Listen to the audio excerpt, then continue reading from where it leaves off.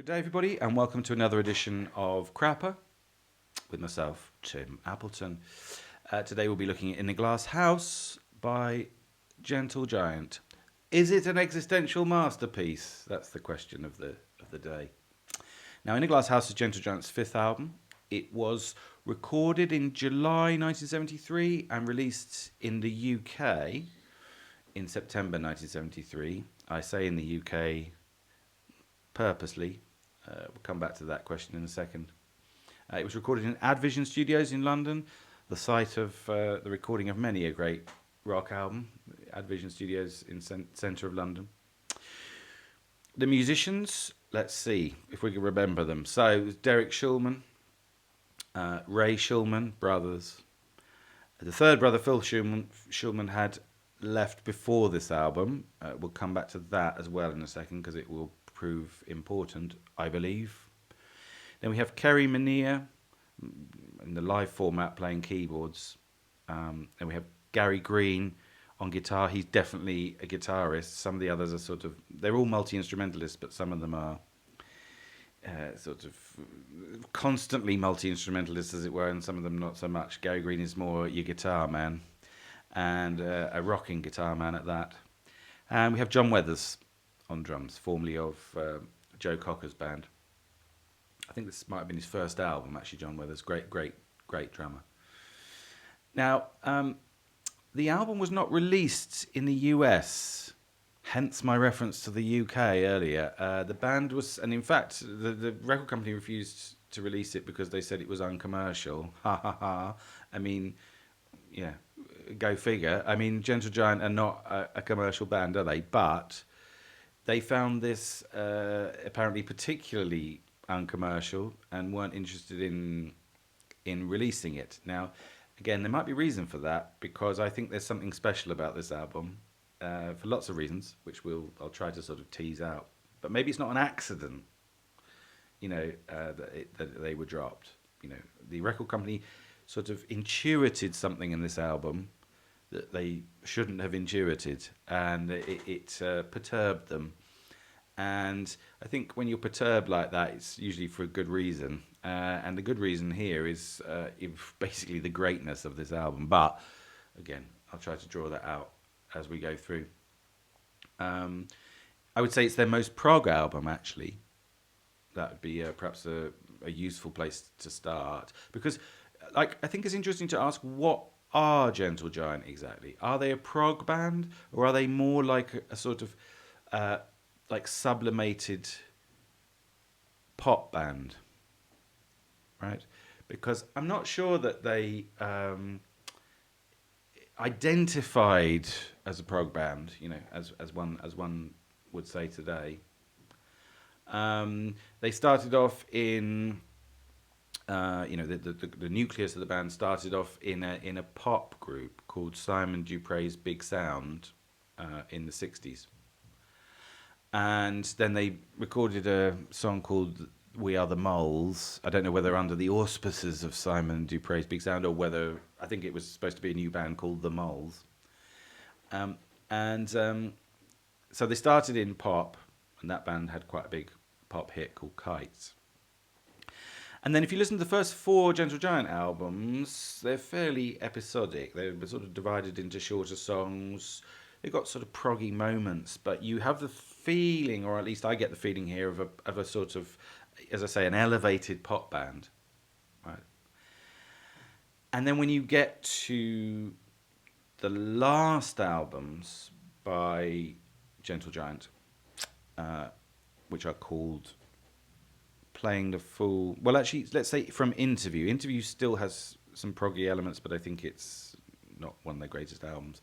But then after that, you have The Missing Piece, Giant for a Day, and Civilian, which are all more or less pop albums. So it's almost like they emerge from pop music, and then they go into something a bit more proggy in the middle of their career, and then go back to pop music at the end.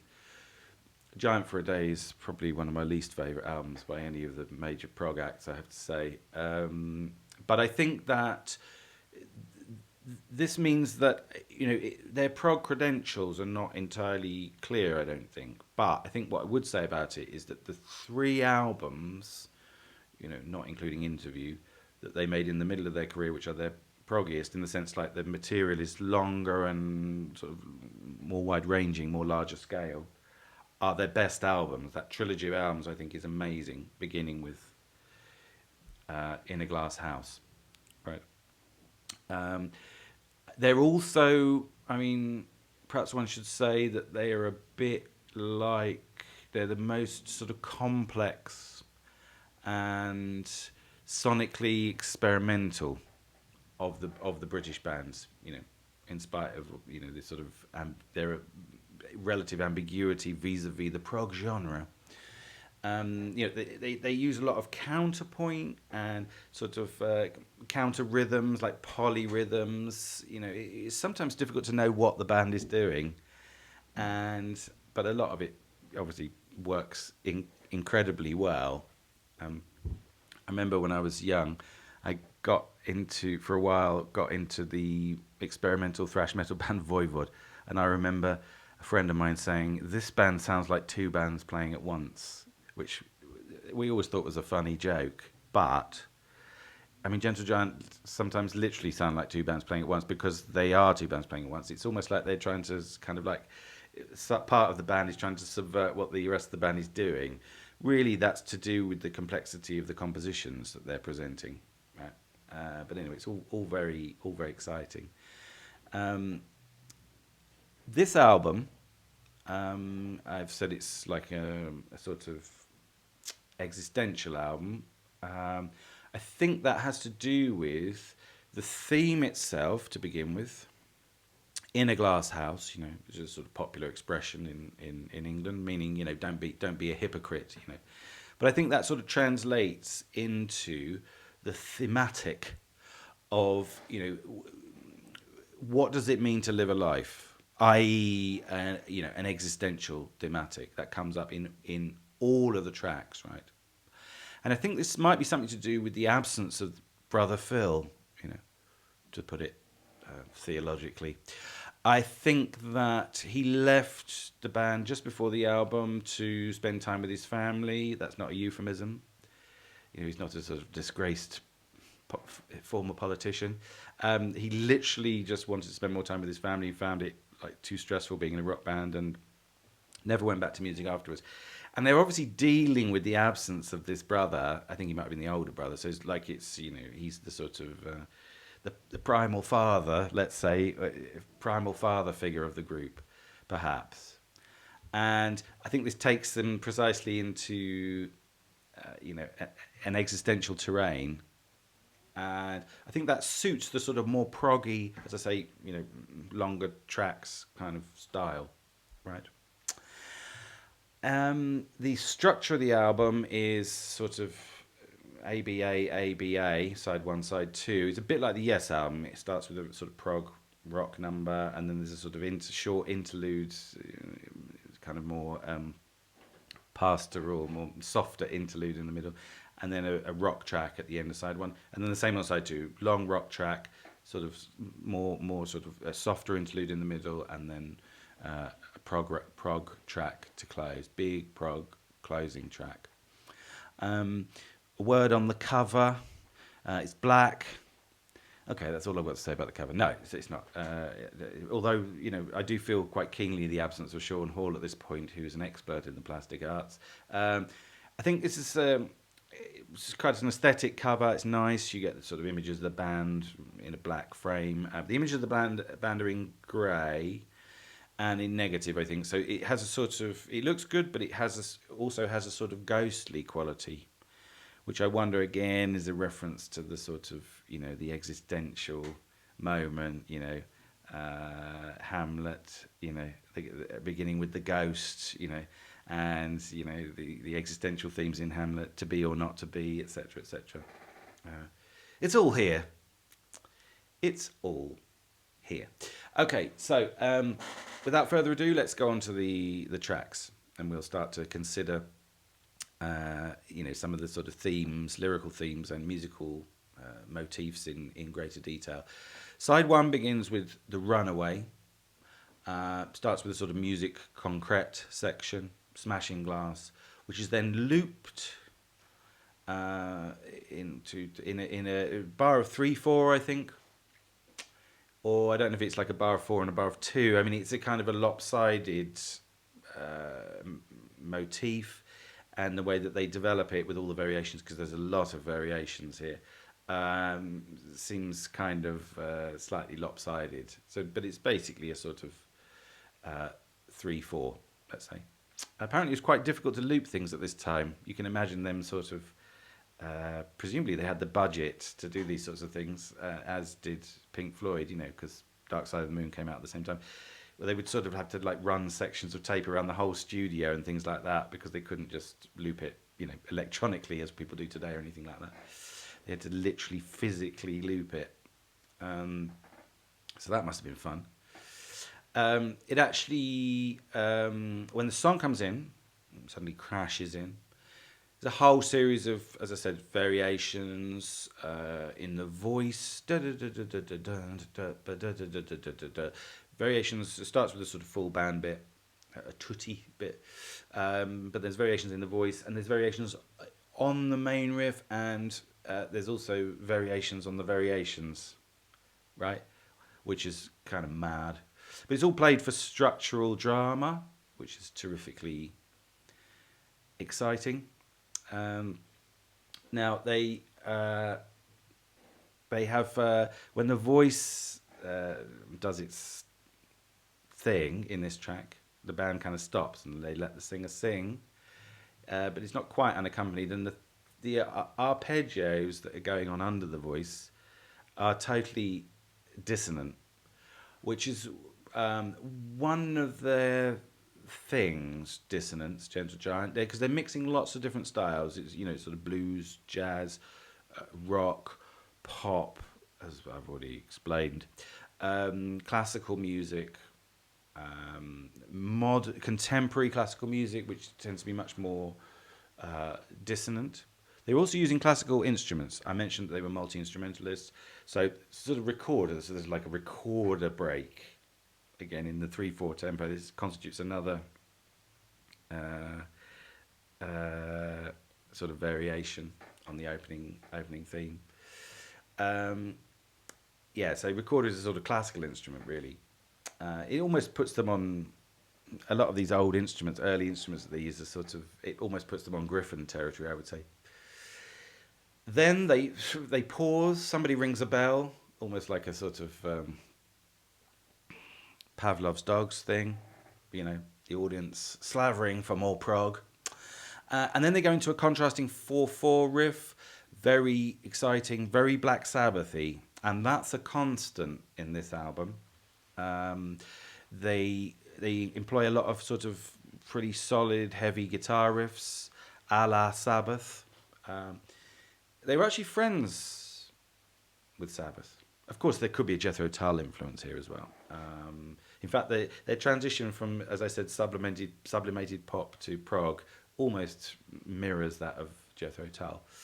And of course, Jethro Tull were kind of a bit Sabbathy as well. Tony Iommi from Sabbath famously played in The Tull.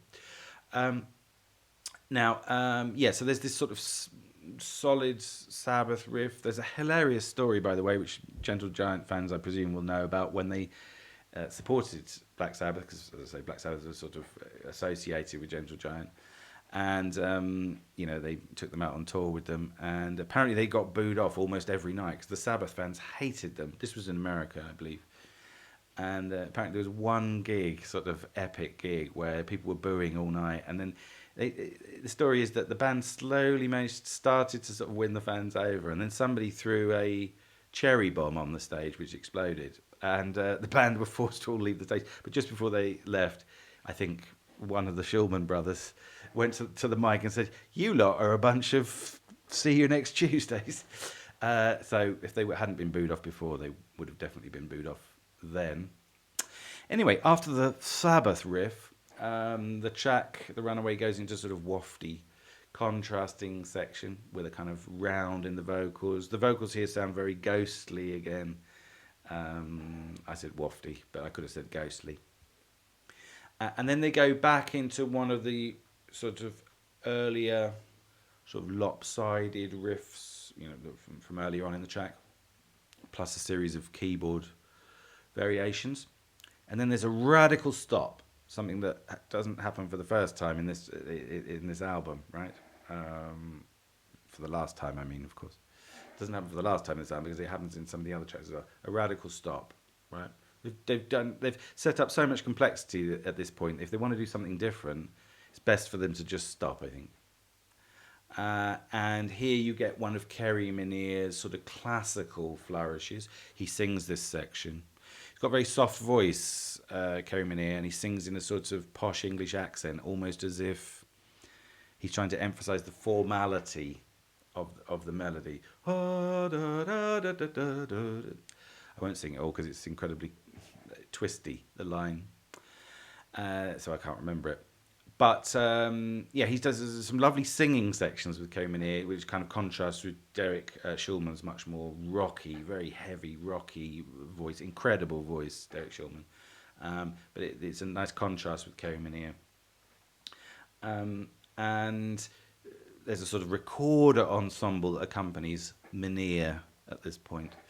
Now this is my favourite bit in the track, actually. And this is a moment of great beauty, I think. Lots of interesting things have happened and some exciting things, but this is the point where I think, habemus track, habemus album, potentially, right? It's beautiful, this bit. It moves me greatly. I'll try to point out the bits that move me on the album. Let's see if they're the same ones that move you on this album. Because there's so much going on that, you could come at this album from lots of different angles, I think. Okay, then they go back into a variation on the 4/4 Sabbath riff, right? So many themes and variations here. This is it's a very sort of classical procedure. Kerry Minear was actually a Royal College of Music graduate, I think. This theme variation thing goes on throughout the album, really. Then we experience the maddest marimba solo in the history of music, I think. Presumably played again by Kerry Minear. He seems to be playing for feel rather than for scale or for mode, let's say. But I think we're almost like at the limits of composition here. I'm not sure if this is composed. I think it might be improvised because it's utterly mad. To the point where you think, why would anyone have composed this, or how could anyone have composed this? And then finally, just to complete the itinerary, the track ends with a reiteration of the opening verses. So there is a vague arch structure here. And then there's a sort of joke reiteration at the end. After the track finishes, it's got a sort of... it's sort of resurrected electronically, which again sort of enhances the ghostly nature of the thematics which are developed throughout this album. The lyrics on this one, written by Derek Schulman, who I think wrote a lot of the lyrics, is about someone who escapes from jail, but ultimately can't escape himself. Which again is a nice existential motif. And then we immediately go into track 2, An Inmate's Lullaby. The tracks are very closely cut together. An Inmate's Lullaby, as I said, is a sort of pastoral track. It's actually sort of based on glockenspiel and marimba figures, presumably again played by Kerry Minear, who seems to be perhaps the most versatile out of an extremely versatile group of musicians. On the lyrics, this is another song about institutionalization. Here it seems to be a psychiatric hospital rather than a prison. Although, what's the difference between those two things, right? That's a very Foucauldian idea there. So yeah, it could almost be a continuation of the first lyric, which enhances the idea that there is something of the concept album about this album, right? This LP. Trying to think of a synonym of album. So yeah, this is a lilting track, a ballad, really. A lot of this has got sort of nice singing, but a lot of Gentle Giant stuff is rock music with a capital R, in the sense that I think the instruments are doing a lot of the work. It's not all in the voice, as you would expect with pop music. Right? This is a topic I've discussed on this channel before. Now, there's two contrasting sections here in totally inscrutable time signatures. Remember, the mind of God, as they say, is inscrutable, as is the mind of Kerry Minea and the other members of this band. The mind of Gentle Giant and God the minds of Gentle Giant and God are both equally inscrutable. There you go. And then there's another contrasting section which seems to be no time signature at all. So again, it's a kind of echo of the marimba solo at the end of the last track. We've seemed to have stepped out of music itself here at this point. Anyway, it's all quite pretty, and as I say, produces a nice sort of contrast. Before we go into the track 3, which is another sort of rock epic, Way of Life, it's called.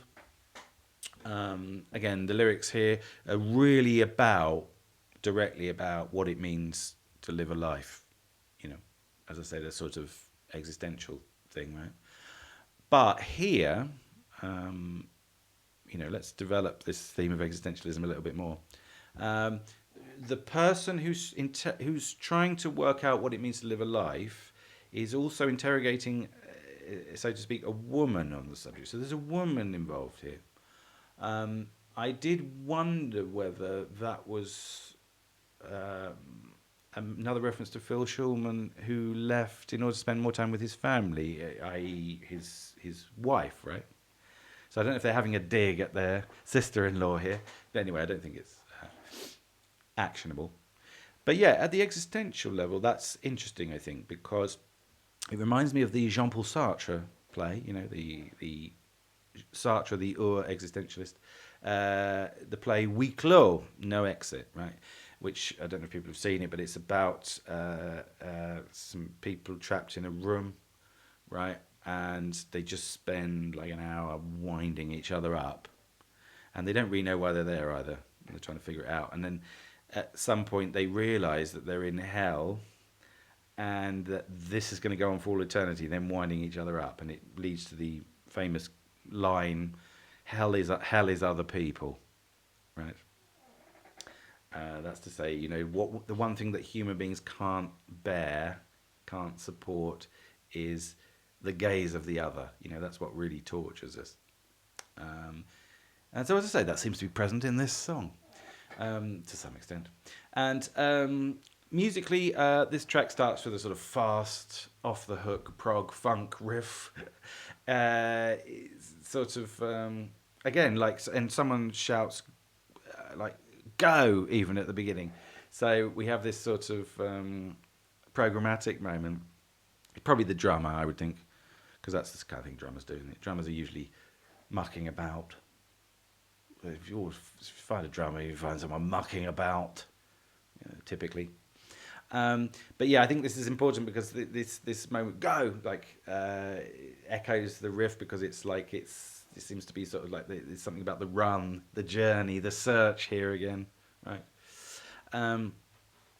Here you get a contrasting riff that underlies the vocal parts. Again, it's all really dissonant. It makes me laugh, this, because it's like they get more dissonant when Derek Schulman's singing, as if they're all trying to annoy him. A bit like the characters in No Exit. So a whole series of motifs here emerging, being reiterated over and over again. Sometimes unconsciously, no doubt, but I mean, that's why we're talking about it, so we can pick them out, Then you get again a whole series of really fast changing variations. They must be one of the tightest bands in the history of rock, Gentle Giant, possibly with the exception of Frank Zappa's band, I guess. And at some points, it's like some of them, someone's playing one part of a line and another person is playing another part of a line, almost like they're passing the baton and things. It's very funny, and it's fun and funny, and cool and exciting. I love it. I love this band. I love this album. Now again, they have a sudden stop here in the middle of the track, and they go into a sort of slow 6/8 section, but quite syncopated. So it makes it more interesting because often slow 6/8 is a really dreary time signature, in my opinion. Yeah. So this is a sort of anthemic sort of bit. It's quite celebratory. Giacoso, I think is the word. Sort of joyful. This bit, da, da, da, da, da, da, da, da. And it starts with softly again with some nice Kerry Minnear singing. Although he does say here, is your way of life not your own? So there is this ambiguity, this Sartrean ambiguity about whether or not we're living an authentic life, as it were. But this, I think, this section is the highlight. It's terribly fun, Da da da da da. It's a beautiful tune, and they play it for maximum, again, dramatic effect via the arrangements. But yeah, so this anthemic part is sort of dangled, this anthemic release, as it were, kind of dangled before us, before we go into like another series of dissonant guitar figures. Things ain't so easy. Gentle Giant aren't going to make it that easy for you. And then we go back into the verses again, right? So again, it's just this ambiguity. Are we free? Are we not free? It's all programmatically entirely sound. And then right at the end, they do a sort of, to go back into the anthemic section at the end, which is the rousing conclusion. They have a sort of what I would call a diagonal time change. Actually,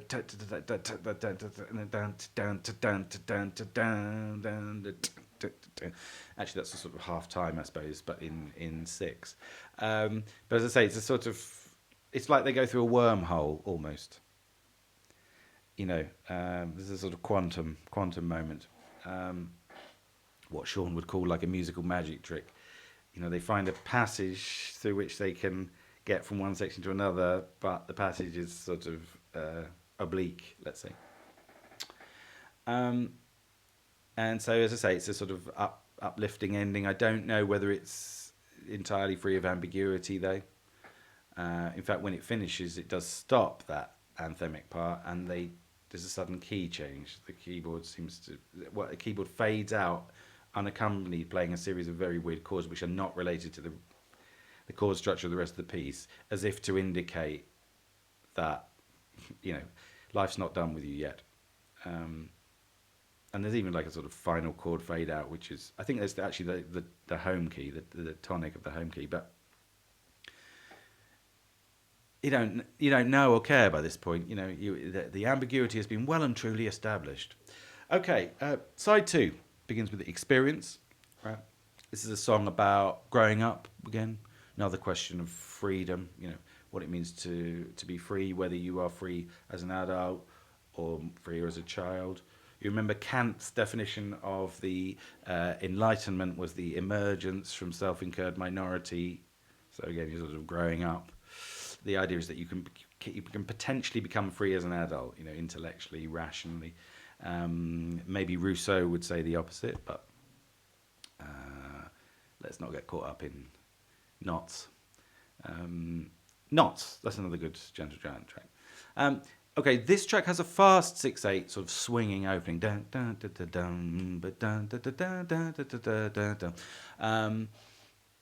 words and the music sort of kind of going hand in hand. When I was a boy, so it's kind of upbeat, but it's in a minor key. So again, a bit of ambiguity.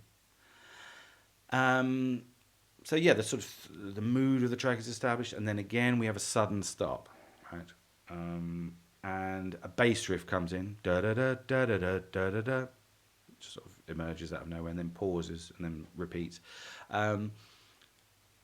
Reminds me a little bit of the Wombles, that bass riff. I don't know whether they had that in mind. The Wombles was a BBC show in the 70s.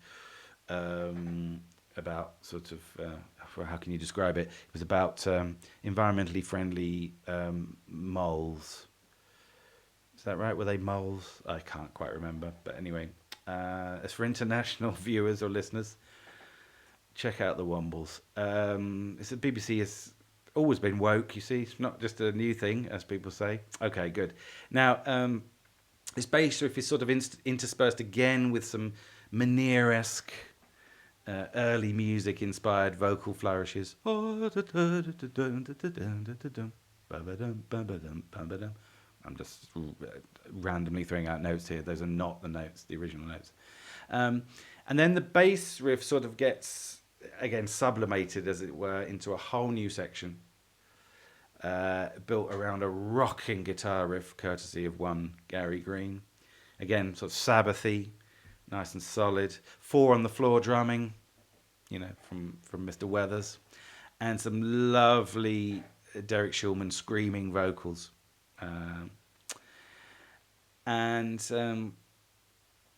Then we go into, again, a dissonant contrasting section, which is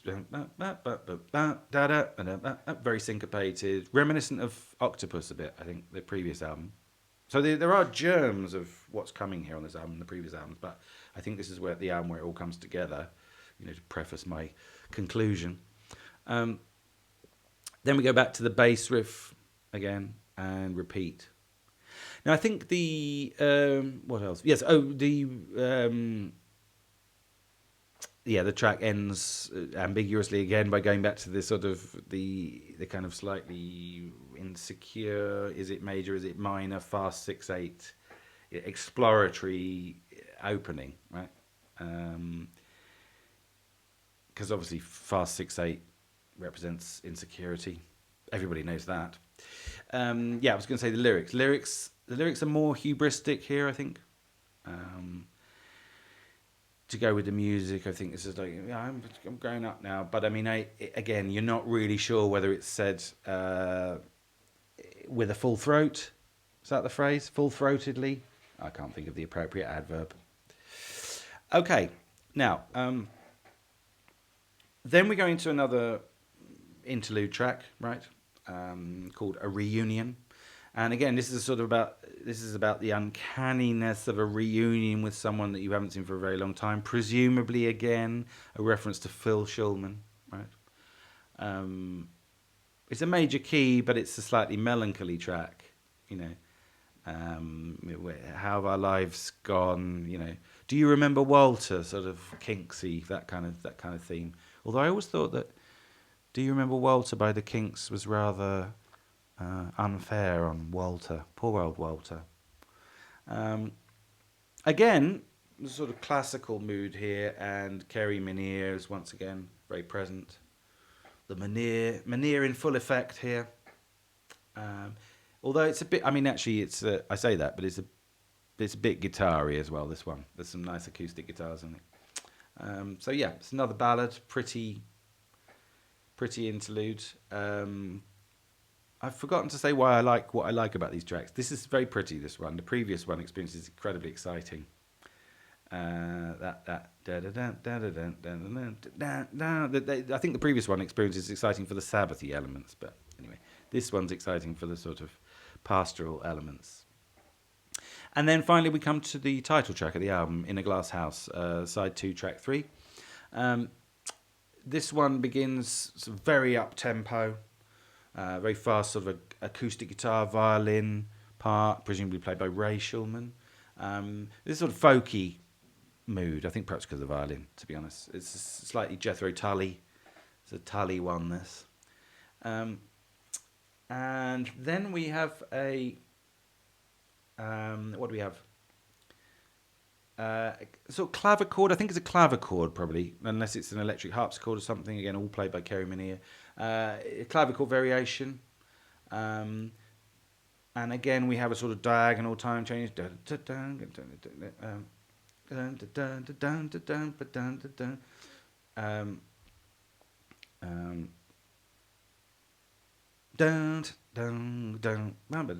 a slightly similar wormhole to the one in the previous track, actually. I'm not quite sure how you analyse that technically, but there must be a word for it.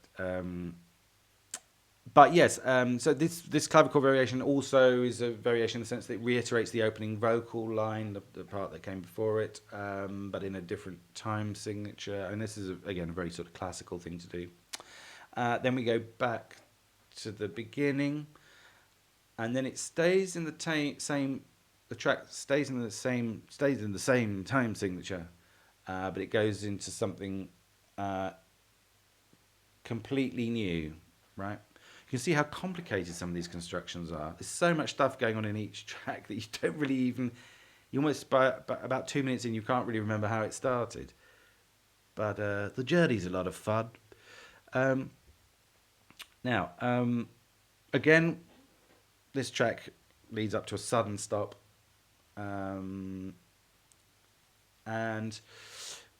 I mean, just before it, they add an extra beat to one of the bars just for good effect, you know, for good measure, and I don't know, such attention to detail here. But anyway, I'm getting lost. Again, I'm getting caught up in knots. Right, and then at this point, after the stop, they go into the closing riff, right, which is again a really sort of Sabbathy moment, and this is going to take us essentially through to the end of the album. Although it is interrupted, this riff, very moving riff, as I say, these are the things that move me about the album. These riffs are great, and this is a great ending to the track and a great ending to the album, actually. Although I was going to say, it is interrupted by a couple of short madrigals, because, you know, why not? And also, why not, a slide blues guitar solo from Gary. But yeah, it plays out on this brilliant sort of riff, Sabbath riff, with it, which ends in a nice vocal like clash between the riff and the vocal. There's a sort of chordal interchange there that's very moving. So yeah, I think this is a good ending to the album. Once again, lyrically, In a Glass House, Don't Be a Hypocrite. But again, we get a sort of Sartrean phenomenological twist. You know, am I you? Are you me? How are we related? You know, of course, someone should have told them, you're brothers, that's how you're related.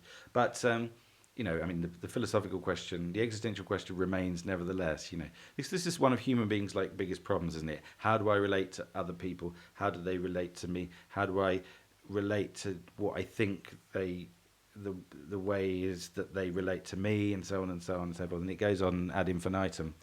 And hell is other people. As Sartre would say. There is a final coda on this track, which is, again, it's sort of like it's a kind of very fast cut together set of themes from the whole album, and it ends on Crashing Glass. So we are left with the idea that this is a concept album on some level, you know. And my argument would be that the concept is hell is other people, and not just my brother Phil.